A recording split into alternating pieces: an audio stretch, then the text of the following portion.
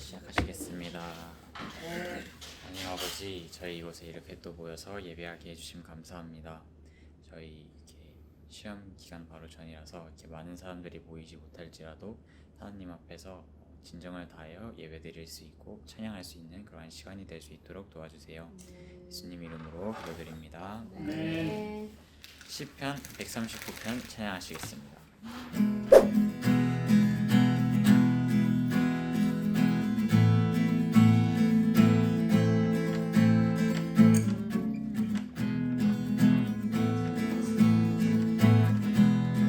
나보다 나를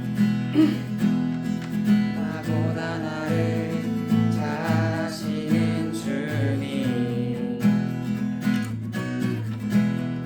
내가 주를 떠나 어디로 가겠나이까.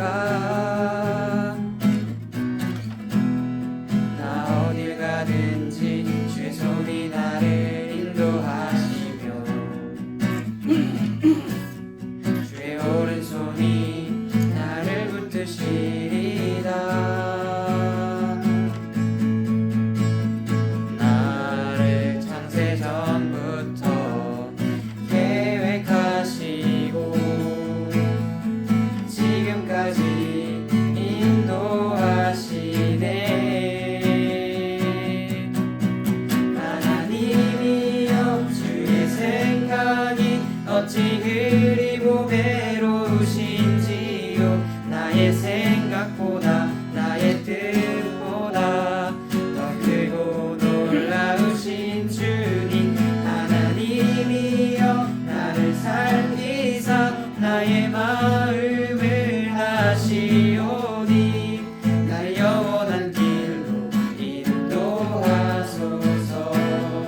처음부터 찬양하시겠습니다. 나보다 나를 잘 아시는 주님, 내가 주를 떠나 어디로 가겠나이까. 내가 어딜 가든지 주의 손이 나를 인도하시며 주의 오른손이 나를 붙드시리라. 나를 창세전부터 계획하시고 지금까지 인도하시네. 하나님이여, 주의 생각이 어찌 그리 보배로우신지요.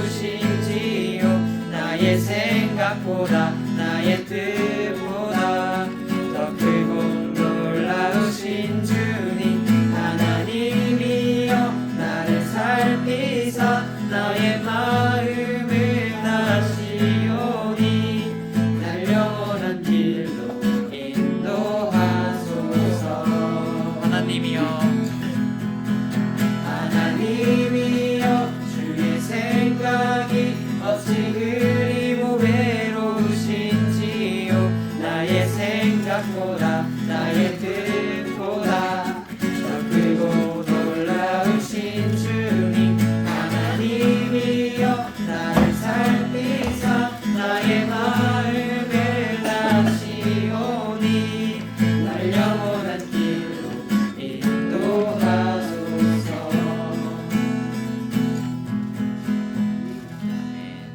다음 나를 향한 주의 사랑 찬양하시겠습니다.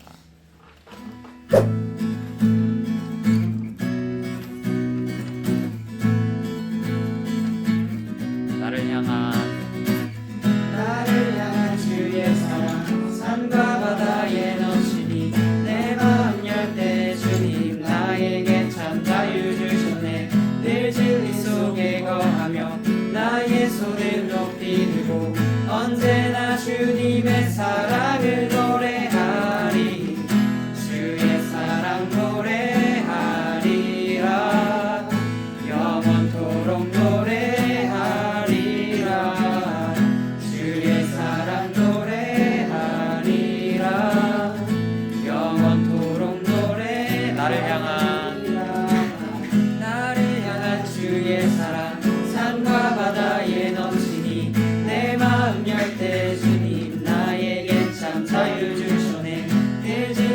속에 거하며 나의 손을 높이 들고 언제나 주님의 사랑을 노래하리.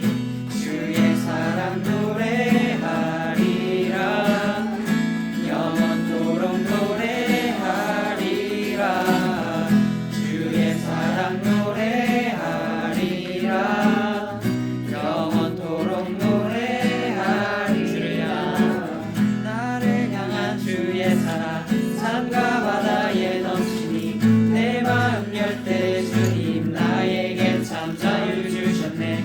내 진리 속에 거하며 나의 손을 높이 들고 언제나 주님의 사랑을 노래하리. 주의 사랑 노래하리라. 영원토록 노래하리라. 주의 사랑 노래하리라. 영원토록 노래 주의 사랑 주의 사랑 노래하리라. 영원토록 노래하리라. 주의 사랑 노래하리라. 영원토록 노래하리라.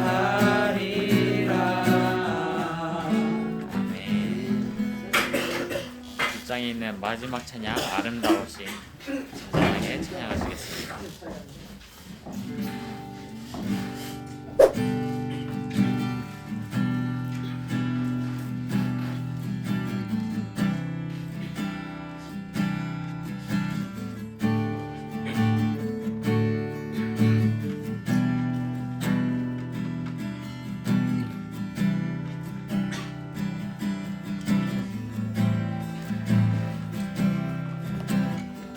내 안에 주를 향한 이 노래 영원한 노래 있으니 날 향한 주님의 크신 사랑 영원히 찬양하리라. 십자가 그 사냥 찬양하리.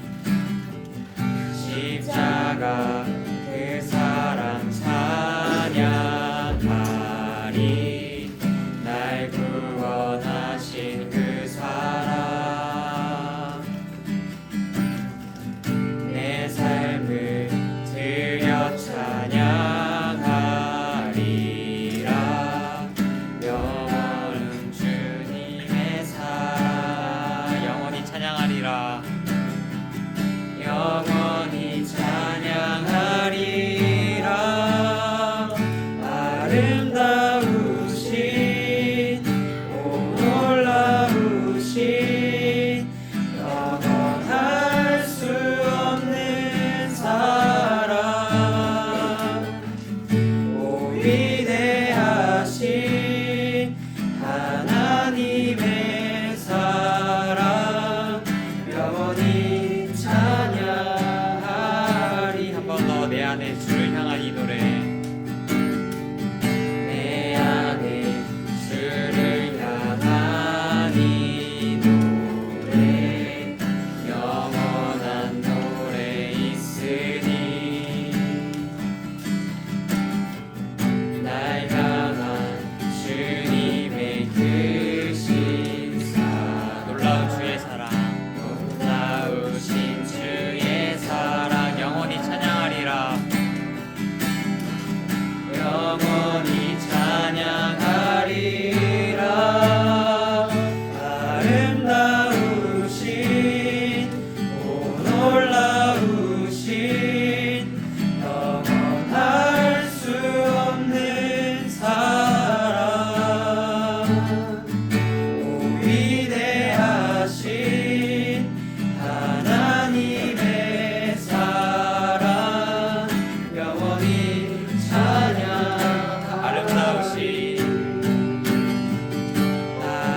아름다우신 오 놀라우신 영원할 수 없는 사랑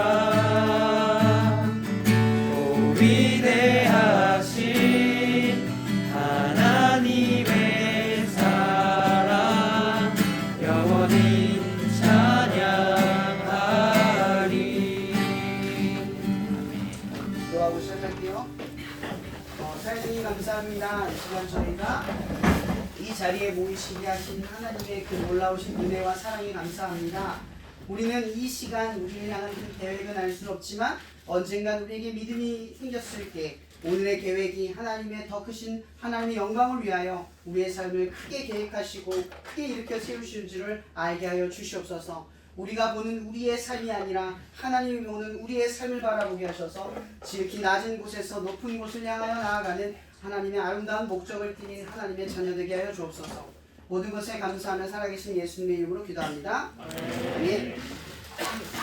여러분들 게임 많이 하죠? 혹시 이 사진 아는 사람? 20년 다 아는 거죠? 예, 리그 오브 레전드 아직도 많이 게임하는 게임이에요. 이 아이템 혹시 뭔지 아는 사람? 삼위일체. 여러분 제가 이거 왜 가지고 왔냐면 여러분 이해를 돕기 위해서 이 삼위일체 아이템은 하위템 3개가 서쪽 속성이 다르죠? 빠르기, 그죠? 여기 만화, 이거는 뭐죠? 체력이랑 그거죠? 데미지 3개 합치면 9구템이 돼요. 그 이름 자체 가격도 3333이라고 3333원이죠, 그죠? 삼위일체를 강조한 아이템이에요, 그죠? 제가 왜 이거를 가지고 왔냐면 오늘 성령에 대한 이야기를 하려고 해요. 성령. 이 성령에 대한 이야기는 사실 기독교에서도 많이 다루지 못해요. 이해하기가 되게 어렵거든요. 자, 성경에는 삼위일체라는 단어는 없어요. 근데 신학적 용어가 존재를 해요. 왜 이 신학적 용어가 있냐면 성경을 읽다 보면 이해할 수밖에 없는 이야기가 바로 뭐냐면 삼위일체예요. 삼위가 뭐냐? 세계의 위격. 우리는 인격이라고 하잖아요. 사람이니까 격, 인격, 성품이나 인성 이걸 인격이라고 하잖아요. 그죠? 그러면 하나님, 신적인 격을 뭐라고 표현하면 위격이라고 말을 해요. 그러니까 세계의 위격. 그러니까 하나님이신 아버지, 성부, 그리고 아들이신 성자, 예수. 그 다음 마지막으로 누구예요? 성령. 근데 이 끝에 단어가 뭐예요? 일체죠, 일체. 그럼 삼위일체가 뭐예요? 세계의 위격, 그러니까 세계의 성격과 형태와 모습은 다르지만 일체, 하나다라는 뜻이에요. 좀 이거 이해가 안 되는 용어죠. 사실 잘 안 돼요. 기독교인들조차도 잘 이해하기가 어려운 단어예요. 왜 이해가 안 되냐? 여러분 기독교 복음의 신앙은 뭐예요? 오직 예수만 믿는다. 그죠? 오직 예수만 믿는 거예요. 그래서 삼위일체는 세 개의 신을 따로따로 믿는데 하나를 믿는다 이 뜻이니까 조금 말이 어폐가 안 맞아요. 근데 이걸 이해하기 쉽게 풀어가려고 하는 거예요. 성령님이라는 게 존재를 해요. 성부이신 하나님은 우리를 만드셨어요. 창조하신 능력이신 아버지이신 하나님이에요. 그 다음 아들이신 예수는 뭐예요? 말씀이라고 했죠? 말씀이 우리를 창조했어요. 하나님이 말씀하시자 그 말씀이신 예수가 우리를 창조하고 회복을 하세요. 그래서 예수님께서 어떻게 해요? 십자가에 매달려 죽으심으로 우리를 구원했죠? 그러니까 실제로 우리를 위해서 한 역사는 누구예요? 예수. 그 다음 마지막에 역사가 있어요. 뭐냐? 바로 성령이에요. 이 성령이라는 존재는 뭐냐? 세상을 운행하고 이끌어가는 존재. 그러니까 이런 거죠. 하나님이 여러분에게 말씀을 하세요. 근데 누군가에게는 그 말씀이 다가서기도 하고 누군가에는 그 말씀이 스쳐 지나가기도 해요. 이러한 현상을 미묘하게 이해할 수 있는 존재가 누구다? 성령이다라는 거예요. 이 아이템도 사실 엄연히 말하면 그걸 이야기하는 거예요. 세 개의 속성은 다르지만 하나로 궁극적이다. 이 얘기를 하려고 하는 거잖아요. 사실 이 아이템 뽑으려고 참으면 경기글을 질 수도 있어요. 이거 유리할 때만 하는 거죠. 저도 알고 있거든요. 그런 것만큼 이 삼위일체라는 궁극적 목적은 하나님의 뜻을 아는 데에 있어요.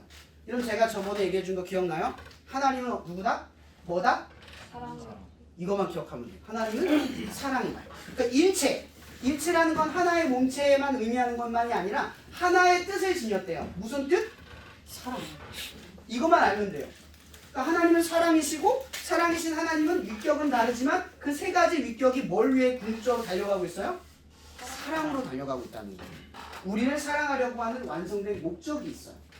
에덴 동산에서 행복하게 살려고 만들었던 그 목적대로 돌아가게 만들어낸 하나님의 목적이 있다는 거예요. 그럼 성령님은 뭐냐? 바로 여러분의 삶에 가장 밀접하게 역사하시고 깨닫게 하시고 또 나아가게 하시고 믿게 하시는 모든 것들, 그것들을 성령의 역사라고 해요. 그래서 또 다른 말로 말하면 성령은 운동하시는 운영이에요. 여러분의 삶에 가장 밀접하게 역사를 해요.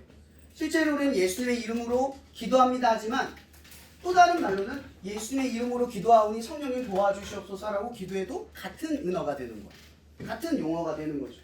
제가 이 이야기를 계속 설명하는 이유가 바로 이것 때문이에요. 예수님께서 십자가에서 죽으셨어요. 근데 죽기 직전에 제자들에게 요한복음 14장에서 뭐라고 말하냐면 내가 이제 곧 하늘로 올라갈 거예요. 예수님이 죽은 다음에. 그리고 너희 가운데 뭘 두고 가냐면 성령님이라고 하는 걸 두고 간대요. 그 성령님이 두고 가는 그 성령님께서 여러분들을 앞으로 도우실 거라는 거죠. 그걸 어떻게 하실지는 모르지만 두고 가신대요. 그래서 이 성령님을 통해서 깨닫게 하시는 몇 가지가 있어요. 하나, 예수님이 나를 위해 죽었다는 사실을 알게 하고, 둘, 예수님께서 말씀하시는 것이 선하심을 이해하게 해요. 셋, 하나님이 사랑이시다라는 걸 깨닫게 해요.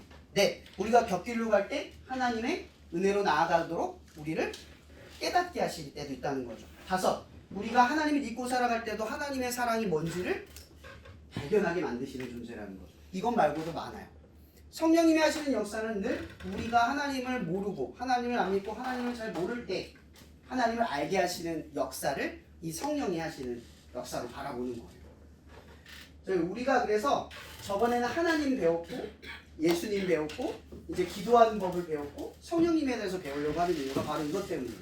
실제로 여러분의 삶에 기도를 통해 역사하시도록 돕는 분이 누구냐면 바로 성령님이에요.